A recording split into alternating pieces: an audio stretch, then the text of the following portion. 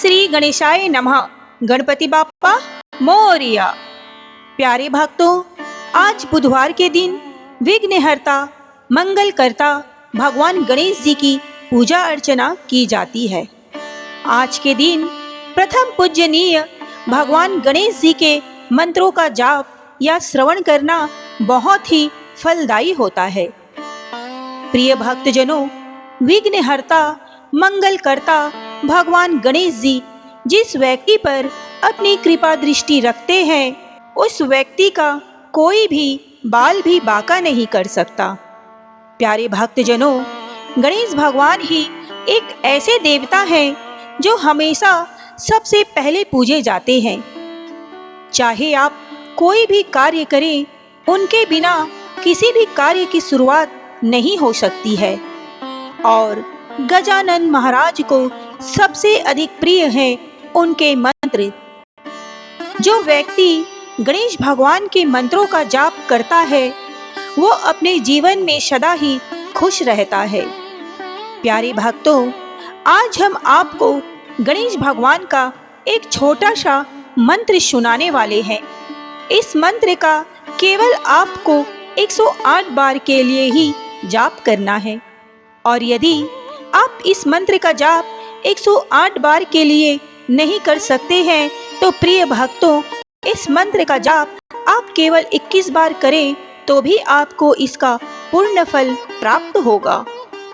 यदि आप किसी कारण से इस मंत्र को जाप नहीं कर सकते हैं, तो आप इसे अपने मोबाइल पर भी सुन सकते हैं। आप इसे अपने घर, ऑफिस या दुकान इत्यादि कहीं भी चलाकर सुन सकते हैं। तो चलिए इस प्रभावशाली, इस पावरफुल मंत्र की शुरुआत करते हैं। लेकिन उससे पहले भक्तों, एक छोटा सा निवेदन है कि अगर आपको हमारी वीडियो पसंद आती है तो प्लीज़ दिल से एक लाइक अवश्य कीजिए। और आगे भी ऐसी ही वीडियो देखने के लिए हमारे चैनल सनातन ज्ञान को जरूर सब्सक्राइब कर लें। और कमेंट बॉक्स में ओम गणेशाय लिखना बिल्कुल ना भूलें। तो चलिए प्रिय भक्तों, आज के इस पावरफुल मंत्र की शुरुआत करते हैं। एक बार प्रेम से बोलिए, जय श्री गणेश। एकदंताय विद्महे वक्रतुंडाय धीमहि तन्नो दन्ति प्रचोदयात्। एकदंताय विद्महे वक्रतुंडाय धीमहि तन्नो दन्ति प्रचोदयात्। एकदंताय विद्महे वक्रतुंडाय धीमहि तन्नो दन्ति प्रचोदयात्। एकदंताय विद्महे वक्रतुंडाय धीमहि तन्नो दन्ति प्रचोदयात्। एकदंताय विद्महे वक्रतुंडाय धीमहि तन्नो दन्ति प्रचोदयात्। एकदंताय विद्महे वक्रतुंडाय धीमहि तन्नो दन्ति प्रचोदयात्। एकदंताय विद्महे वक्रतुंडाय धीमहि तन्नो दन्ति प्रचोदयात्। एकदंताय विद्महे वक्रतुंडाय धीमहि तन्नो दन्ति प्रचोदयात्। एकदंताय विद्महे वक्रतुंडाय धीमहि तन्नो दन्ति प्रचोदयात्। एकदंताय विद्महे वक्रतुंडाय धीमहि तन्नो दन्ति प्रचोदयात्। एकदन्ताय विद्महे वक्रतुण्डाय धीमहि तन्नो दन्ती प्रचोदयात्। एकदन्ताय विद्महे वक्रतुण्डाय धीमहि तन्नो दन्ती प्रचोदयात्। एकदन्ताय विद्महे वक्रतुण्डाय धीमहि तन्नो दन्ती प्रचोदयात्। एकदन्ताय विद्महे वक्रतुण्डाय धीमहि तन्नो दन्ती प्रचोदयात्। एकदन्ताय विद्महे वक्रतुण्डाय धीमहि तन्नो दन्ती प्रचोदयात्। एकदन्ताय विद्महे वक्रतुण्डाय धीमहि तन्नो दन्ती प्रचोदयात्।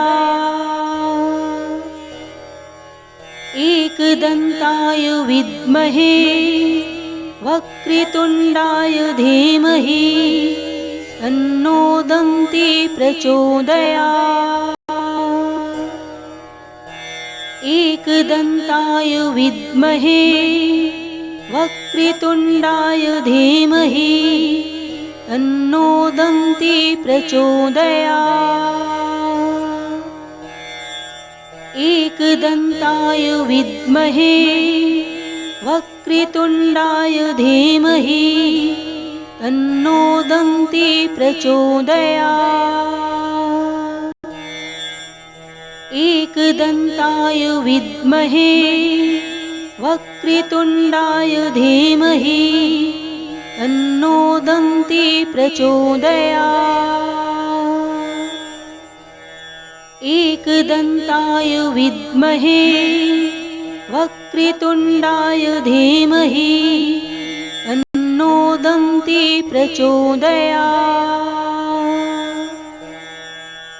एकदन्ताय विद्महे वक्रतुण्डाय धीमहि तन्नो दन्ती प्रचोदयात्।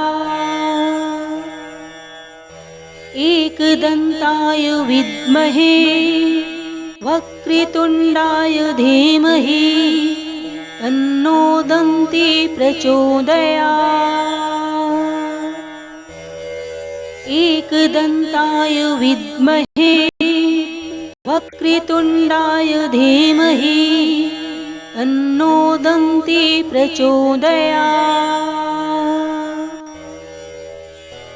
एकदन्ताय विद्महे वक्रतुण्डाय धीमहि तन्नो दन्ती प्रचोदयात्।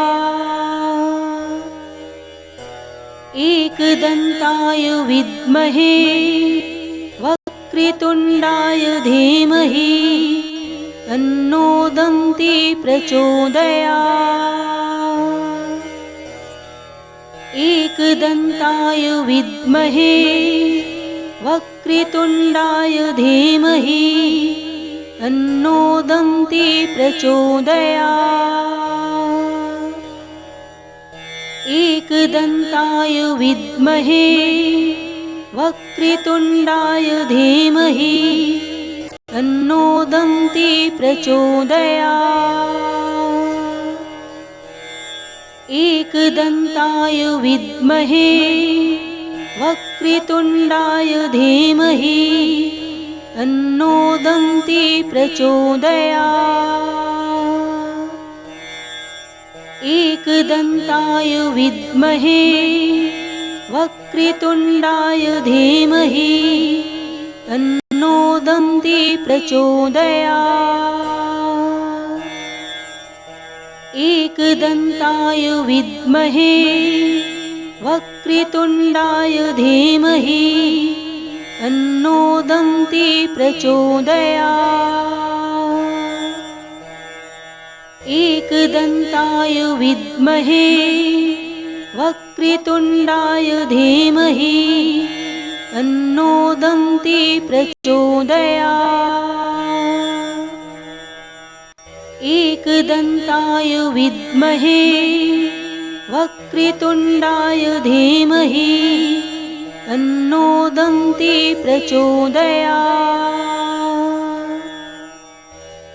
एकदन्ताय विद्महे वक्रतुण्डाय धीमहि तन्नो दन्ती प्रचोदयात्। एकदन्ताय विद्महे वक्रतुण्डाय धीमहि तन्नो दन्ती प्रचोदयात्। एकदन्ताय विद्महे वक्रतुण्डाय धीमहि तन्नो दन्ती प्रचोदयात्। एकदन्ताय विद्महे वक्रतुण्डाय धीमहि तन्नो दन्ती प्रचोदयात्।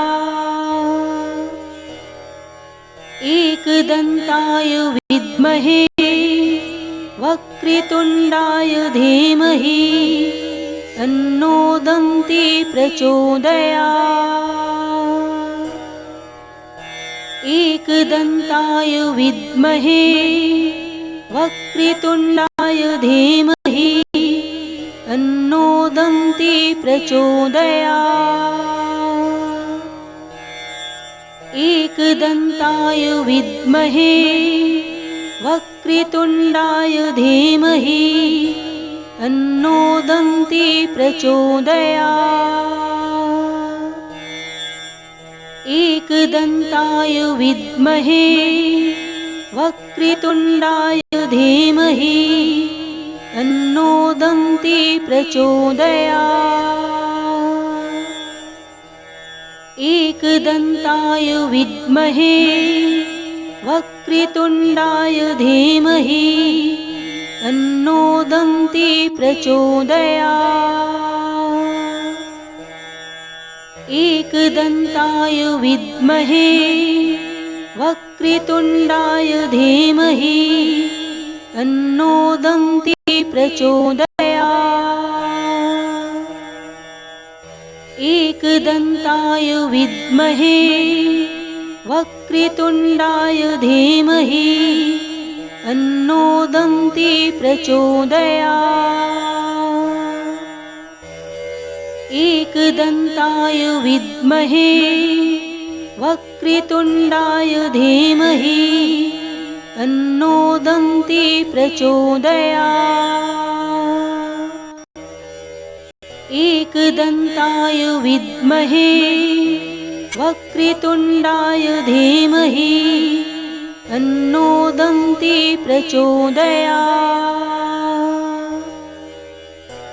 एकदन्ताय विद्महे वक्रतुण्डाय धीमहि तन्नो दन्ती प्रचोदयात्। एकदन्ताय विद्महे वक्रतुण्डाय धीमहि तन्नो दन्ती प्रचोदयात्। एकदन्ताय विद्महे वक्रतुण्डाय धीमहि तन्नो दन्ती प्रचोदयात्। एकदन्ताय विद्महे वक्रतुण्डाय धीमहि तन्नो दन्ती प्रचोदयात्। एकदन्ताय विद्महे वक्रतुण्डाय धीमहि तन्नो दन्ती प्रचोदयात्। एकदन्ताय विद्महे वक्रतुण्डाय धीमहि तन्नो दन्ती प्रचोदयात्। एकदन्ताय विद्महे वक्रतुण्डाय धीमहि तन्नो दन्ती प्रचोदयात्। एकदन्ताय विद्महे वक्रतुण्डाय धीमहि तन्नो दन्ती प्रचोदयात्। एकदन्ताय विद्महे वक्रतुण्डाय धीमहि तन्नो दन्ती प्रचोदयात्। एकदन्ताय विद्महे वक्रतुण्डाय धीमहि तन्नो दन्ती प्रचोदयात्। एकदन्ताय विद्महे वक्रतुण्डाय धीमहि तन्नो दन्ती प्रचोदयात्। एकदन्ताय विद्महे वक्रतुण्डाय धीमहि तन्नो दन्ती प्रचोदयात्। एकदन्ताय विद्महे वक्रतुण्डाय धीमहि तन्नो दन्ती प्रचोदयात्। एकदन्ताय विद्महे वक्रतुण्डाय धीमहि तन्नो दन्ती प्रचोदयात्। एकदन्ताय विद्महे वक्रतुण्डाय धीमहि तन्नो दन्ती प्रचोदयात्। एकदन्ताय विद्महे वक्रतुण्डाय धीमहि तन्नो दन्ती प्रचोदयात्। एकदन्ताय विद्महे वक्रतुण्डाय धीमहि तन्नो दन्ती प्रचोदयात्। एकदन्ताय विद्महे वक्रतुण्डाय धीमहि तन्नो दन्ती प्रचोदयात्। एकदन्ताय विद्महे वक्रतुण्डाय धीमहि तन्नो दन्ती प्रचोदयात्। एकदन्ताय विद्महे वक्रतुण्डाय धीमहि तन्नो दन्ती प्रचोदयात्। एकदन्ताय विद्महे वक्रतुण्डाय धीमहि तन्नो दन्ती प्रचोदयात्। एकदन्ताय विद्महे वक्रतुण्डाय धीमहि तन्नो दन्ती प्रचोदयात्। एकदन्ताय विद्महे वक्रतुण्डाय धीमहि तन्नो दन्ती प्रचोदयात्।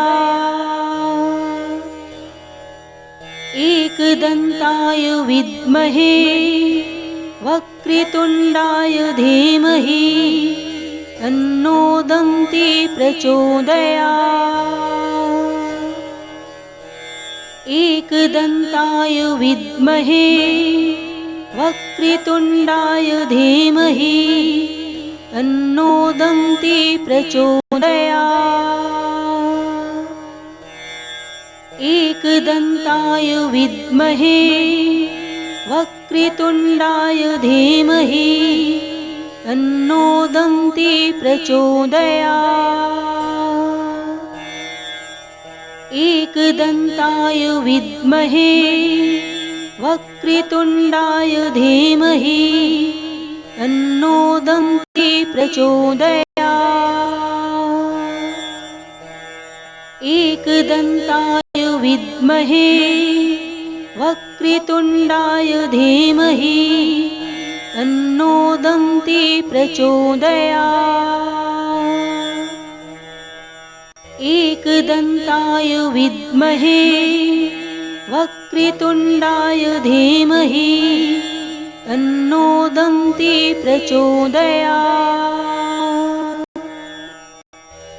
एकदन्ताय विद्महे वक्रतुण्डाय धीमहि तन्नो दन्ती प्रचोदयात्। एकदन्ताय विद्महे वक्रतुण्डाय धीमहि तन्नो दन्ती प्रचोदयात्। एकदन्ताय विद्महे वक्रतुण्डाय धीमहि तन्नो दन्ती प्रचोदयात्। एकदन्ताय विद्महे वक्रतुण्डाय धीमहि तन्नो दन्ती प्रचोदयात्। एकदन्ताय विद्महे वक्रतुण्डाय धीमहि तन्नो दन्ती प्रचोदयात्। एकदन्ताय विद्महे वक्रतुण्डाय धीमहि तन्नो दन्ती प्रचोदयात्। एकदन्ताय विद्महे वक्रतुण्डाय धीमहि तन्नो दन्ती प्रचोदयात्। एकदन्ताय विद्महे वक्रतुण्डाय धीमहि तन्नो दन्ती प्रचोदयात्। एकदन्ताय विद्महे वक्रतुण्डाय धीमहि तन्नो दन्ती प्रचोदयात्। एकदन्ताय विद्महे वक्रतुण्डाय धीमहि तन्नो दन्ती प्रचोदयात्। एकदन्ताय विद्महे वक्रतुण्डाय धीमहि तन्नो दन्ती प्रचोदयात्। एकदन्ताय विद्महे वक्रतुण्डाय धीमहि तन्नो दन्ती प्रचोदयात्। एकदन्ताय विद्महे वक्रतुण्डाय धीमहि तन्नो दन्ती प्रचोदयात्।